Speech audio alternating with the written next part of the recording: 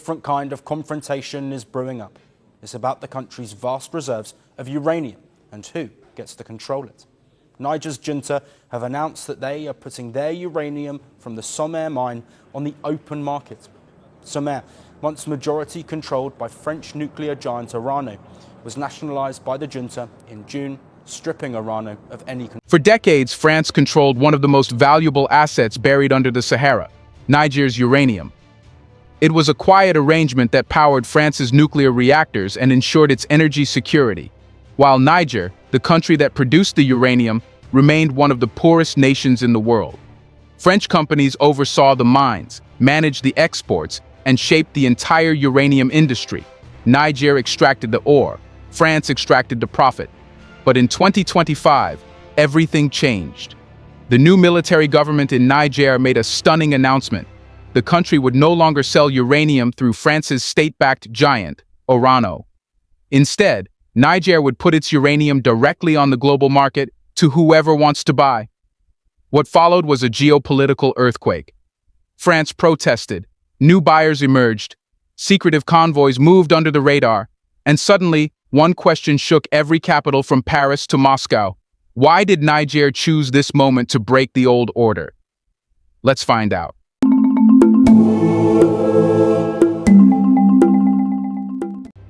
For most of its modern history, Niger's uranium industry followed a script that never changed. France discovered the deposits, built the mines, and, through its nuclear giant, Orano, decided where the uranium went, how it was transported, and who profited from it. To the outside world, this arrangement looked stable. To Nigerians living near the mines, it looked like a trap. The wealth beneath their feet powered a European superpower while their own towns struggled for hospitals, electricity, and clean water. But even with frustration growing over the years, few believed Niger would ever confront France directly. France was too powerful, too connected, too entrenched. That illusion ended in 2025. The breaking point did not come from a single event, but from a slow buildup of resentment, miscalculations, and shifting geopolitical winds. First came the 2023 military coup, when the junta overthrew President Mohamed Bazoum. France condemned the coup, threatened sanctions, and hesitated to recognize the new leadership. What Paris didn't realize was that this hesitation was interpreted in Niamey not as diplomacy, but as disrespect. The same pattern Niger believed it had endured for decades. Then came the expulsion of French troops. Then the confrontation over the French ambassador. Then the decision was made to end military cooperation entirely. Each step chipped away at France's influence. I am here to demand the departure of French troops from Niger. That's why I've come to demonstrate today. And they have to hear us. I know they can hear us. Every day people come here. People suffer. But the real shock came when the junta made a move France did not think possible. It nationalized the Somaire mine, the crown jewel of Niger's uranium sector. Suddenly, Orano, which had enjoyed majority control for years, had no authority left. Its engineers were sidelined. Its permits were revoked. Its long-term agreements evaporated overnight. France protested, filed legal challenges, and issued warnings. But the junta was unmoved. They believed they were correcting decades of exploitation. Still, all of this was political theater compared to what came next. One night, without French oversight, Niger moved uranium out of the country through a completely new route, south through Burkina Faso, toward the port of Lomé in Togo. No French escorts, no Orano involvement, and no warning. By the time French authorities realized what had happened, the uranium was already hundreds of kilometers away. This wasn't just a shipment, it was a message. The old order is finished. For the first time in 50 years, Niger's uranium was in motion, and France was not in control. The symbolism was enormous. The strategic consequences were even bigger. Global markets began to speculate. Western governments started to panic, and Niger for the first time held the upper hand. At that moment, the world finally understood that Niamey was not simply renegotiating a contract. It was rewriting a relationship built since colonial times. But if Niger was burning its bridge with France so decisively, who did it expect to replace France in this massive uranium game? France's removal from Niger's uranium sector didn't create a vacuum. it exposed one. And in global geopolitics, a vacuum never stays empty for long. The moment Niamey pushed Orano out, three nations began circling like quiet but confident predators: Russia, Iran, and China. Each saw something France no longer had access to, a fresh opportunity in a strategic resource at the perfect moment. Russia moved first, and not subtly. Months before France's influence collapsed, Moscow had already hinted that it wanted to expand mining cooperation in Niger. After the junta took control of Somalia, those hints turned into clear signals. Russian envoys visited Niamey. Mining officials made public statements about deepening ties. And most importantly, Russia was already strengthening its security footprint across the Sahel through military trainers and intelligence cooperation with Niger's neighbors, Mali and Burkina Faso. For Niger's junta, this wasn't just economics, it was insurance. France was gone. Western military support had collapsed. Regional insurgencies were still active. A new protector was needed. Russia fit the role perfectly, offering what Niger valued: security assistance without political lectures, investment without conditions, and above all, respect. Iran took a more cautious but equally strategic approach. Any mention of uranium immediately triggers red flags in Western capitals. Yet for Iran, a relationship with Niger isn't simply about fuel.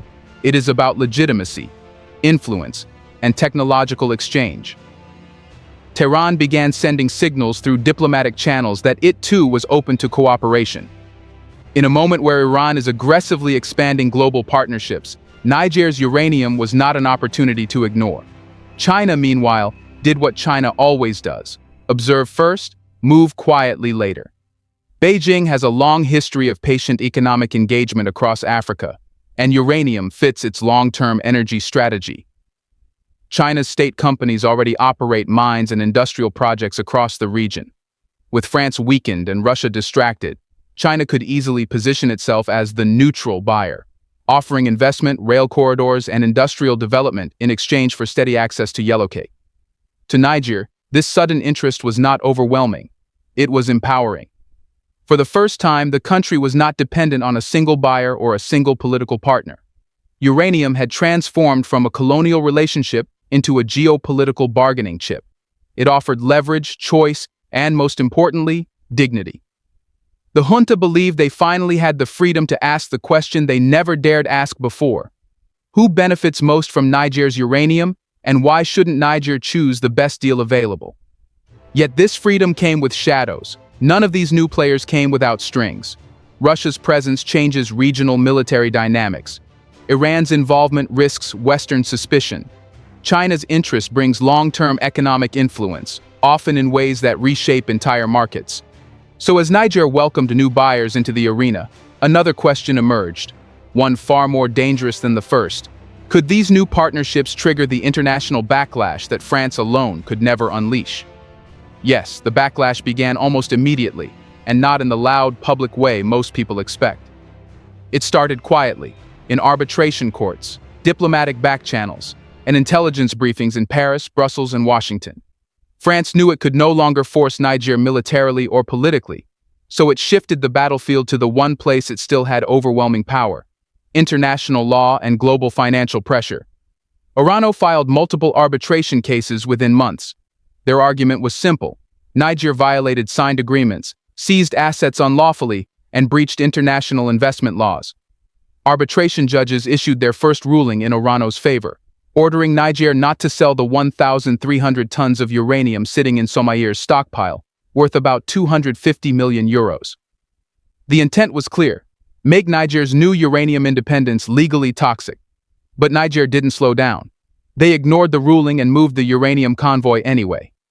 That single act set off alarms across Western institutions. If a country openly ignored arbitration, then every future shipment from Niger could be challenged, seized, or blocked during transit. Insurance companies could pull out, shipping firms could hesitate, buyers could fear penalties. And in the global nuclear fuel market, where documentation, legality, and traceability are everything, this was the kind of complication France wanted. The backlash wasn't just legal. Western diplomats started signaling that Niger's deals with Russia or Iran could trigger secondary sanctions, indirect punishments that target companies or governments that work with sanctioned entities. Even if Niger itself wasn't under sanctions, any uranium flow involving Iran would instantly become suspicious. Any uranium deal involving Russian intermediaries would face scrutiny under existing EU and US restrictions. To Western powers, this was about nuclear safety and geopolitical stability. To Niger, it looked like something else, a desperate attempt by France and its allies to keep control even after losing it on the ground. But there was another far more dangerous layer of backlash, the fear that uranium could be diverted, stolen, or mishandled. Niger's political landscape is unstable. Insurgent groups operate in desert corridors. Oversight systems are weaker than those in established nuclear nations. Transporting uranium without French supervision meant France could no longer guarantee safety, and that alone was enough to create global anxiety. Intelligence reports began circulating about the risk of smuggling, contamination, or theft. Western agencies didn't say this publicly, but privately they feared one thing above all, that a single accident could trigger panic across the entire Sahel and destabilize nuclear supply chains worldwide. And while Western governments increased pressure, Niger stood firm. They argued that France never cared about safety when it was in control.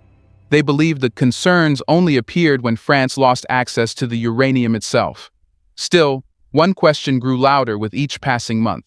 If the legal and political backlash keeps intensifying, how far is Niger willing to go to protect its new uranium independence? Let's pause for a second to say, big thank you to the Black Culture Diary community, where Black voices, stories, and legacies are preserved and amplified. By becoming a member, you're not just supporting the channel, you're becoming part of a powerful cultural movement. Let's continue. Niger has already shown how far it's willing to go, all the way. The junta didn't just endure the backlash, it planned for it. To them, the legal and diplomatic pressure from the West is not a deterrent, but proof that breaking away was necessary. Every arbitration notice, every warning from European regulators, every quiet threat from Washington only strengthens the junta's narrative at home. France is angry because we finally took what is ours. Instead of retreating, Niger doubled down with 3 aggressive strategies. First, it framed uranium independence as national liberation. State media pushed a simple message. For 50 years, Niger's uranium powered France's cities while Niger lived in darkness. Now, by selling its own uranium directly, the country is finally correcting a historic injustice. This framing worked. Public support surged. Any Western criticism, no matter how technical or legal, was interpreted domestically as colonial interference reborn. Second, Niger leaned heavily on its new alliances. Russia offered public diplomatic backing, calling Niger's decisions sovereign and justified. A signal that if Western nations tried to isolate Niger economically, Moscow would step in with alternative markets and security support. Iran's engagement gave Niger additional leverage. Simply having Tehran in the conversation triggered enough Western anxiety to elevate Niamey's bargaining power instantly. And China, though quieter, remained the most economically reliable option of the 3, ready to buy uranium without political conditions. Third, Niger began restructuring logistical routes to make its uranium legally harder to intercept. The convoy through Burkina Faso and Togo wasn't a random choice, it was a test run. A new supply chain that bypassed French-controlled corridors, French-monitored ports, and French-built infrastructure. If Western agencies tried to challenge shipments under arbitration rulings, Niger could simply reroute future convoys through friendly African states. This was Niger's message to the world. We will not stop, and we will not negotiate under pressure. But all this determination comes with a cost. The more Niger resists, the more Western institutions escalate. Insurance risks increase, buyers hesitate, arbitration damages grow, financial systems impose stricter checks, and the uranium market, already tight, becomes more fragile. Niger is betting that the world needs uranium badly enough to overlook friction. Western governments are betting that pressure will eventually force Niger back into compliance. Caught in the middle is Niger's long-term stability. Because even if Niger successfully keeps France out and massively diversifies buyers, one issue remains. Selling uranium requires more than sovereignty. It requires capacity. Regulatory systems, safe transport, skilled workers, environmental oversight, transparent accounting. These are things France previously handled and things Niger must now build from scratch. And that raises the next unavoidable question. Now that Niger controls its uranium, can it actually manage the responsibility that comes with it? Here's a reminder to please like and share the video and subscribe to our channel to watch more videos on Black culture, history, civilization, and identity. Let's continue now. The truth is blunt. Niger can control its uranium politically, but managing it professionally is a much harder challenge. France's exit left behind a massive administrative gap. For decades, Orano handled everything: radiation monitoring, transport safety, reporting to international agencies, environmental compliance, tailings management, and technical oversight. These were complex systems built slowly over the years. When Niger took full control, the symbolic victory was immediate, but the operational reality was far more demanding. Niger now needs to rebuild an entire regulatory infrastructure from the ground up. That includes trained nuclear engineers, traditional safety inspectors, updated transport protocols, emergency response units, proper storage facilities, accurate inventory systems, and environmental monitoring labs. These aren't optional details. They're international obligations. Without them, Niger risks being labeled a high-risk uranium supplier, which would scare away buyers, raise insurance premiums, and give France more ammunition in arbitration courts. This is the hidden pressure point nobody talks about publicly.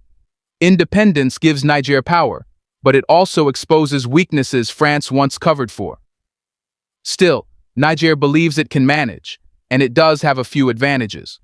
For one, uranium demand is rising globally. Countries looking to build or expand nuclear programs, India, China, South Korea, and Turkey, are becoming more flexible in their supply choices. A nation with even 4 to 5% of global production has leverage. If Niger can stabilize its internal regulations, these countries could become long-term buyers. Second, Niger is not isolated in Africa. Its closest allies, Mali and Burkina Faso, are undergoing similar political transitions and are exploring joint economic models through the Alliance of Sahel States (AES). In theory, Niger's uranium expertise could merge with Burkina Faso's gold sector and Mali's mining reforms to create a shared regional regulatory framework. This would lessen the pressure on Niger alone and signal that the Sahel wants to manage its own resources collectively. Third, Niger is betting on technology transfers from Russia and China. Both countries have strong nuclear sectors and can help with training, equipment, and transport protocols. If they commit seriously, Niger could build a competent uranium management system faster than expected. But despite these possibilities, the risk remains enormous. Uranium is not cotton, gold, or oil. It is radioactive. It is sensitive. It is watched by global agencies. One mishandled shipment, one contamination incident, one missing drum of yellow cake, and the entire narrative of sovereignty turns into a crisis that could isolate Niger globally. This is why the next phase of Niger's uranium story is the hardest. They have broken the old system. They have claimed independence. They have embraced new partners. But now they need competence, stability, and long-term planning. Which leads to the final and most decisive question of all. Will Niger's bold uranium revolution transform the country's future, or push it toward a new crisis it may not be prepared to handle? Niger's uranium revolution stands on the edge of two very different futures, and which one becomes reality depends on choices made right now. Yes, this bold move can transform the country, but yes, it can also trigger a crisis far bigger than anything Niger has faced before. The outcome is not predetermined. It will be shaped by management, strategy, alliances, and discipline. If Niger succeeds, it will mark one of the most important resource uprisings in modern African history. Breaking France's monopoly wasn't just symbolic. It opened the door to a global marketplace where uranium buyers are diversifying aggressively. Countries expanding nuclear energy, India, Turkey, South Korea, Egypt, and China all need a steady uranium supply. If Niger modernizes its regulatory systems, brings transparency to its inventory, and upgrades infrastructure with the help of new partners, it can secure long-term contracts worth billions. This money could fund roads, power plants, schools, and hospitals, the very things Arlit never saw under France's watch. A successful transition would also strengthen Sahel-wide sovereignty. The Alliance of Sahel States AES could coordinate mining rules, create joint oversight agencies, and build cross-border infrastructure that bypasses Western intermediaries entirely. For the first time, the Sahel would not be responding to global powers. It would be actively reshaping global supply chains. In this scenario, Niger becomes not just a uranium exporter, but a geopolitical actor whose decisions matter far beyond the desert. But the other path is far more dangerous. If Niger mishandles this transition, if uranium is traded through opaque deals, if regulatory gaps widen, if shipments face smuggling attempts or accidental contamination, if sanctions pressure escalates, the entire market could turn against Niger. Western institutions could push for stricter monitoring. Some buyers might refuse Nigerian uranium altogether. Currency inflows could shrink. The junta, deprived of economic breathing room, could face internal instability. And there is an even more sensitive risk. If Niger's uranium becomes entangled in global tension, Russia's war dynamics, Iran's nuclear file, or Western sanctions regimes, the country could become a geopolitical flashpoint rather than a sovereign success story. Niger is aware of these dangers. That is why the junta continues to position uranium not just as a commodity, but as the foundation of a new national identity, a symbol of reclaiming dignity after decades of unequal partnership. The challenge now is to turn symbolism into structure, pride into policy, and resistance into stability. The question left for Niger is not whether it can survive the break with France. It already has. The real test is whether it can build something better, stronger, and more balanced in the years ahead. And that leads to the final overarching question that will define Niger's next decade.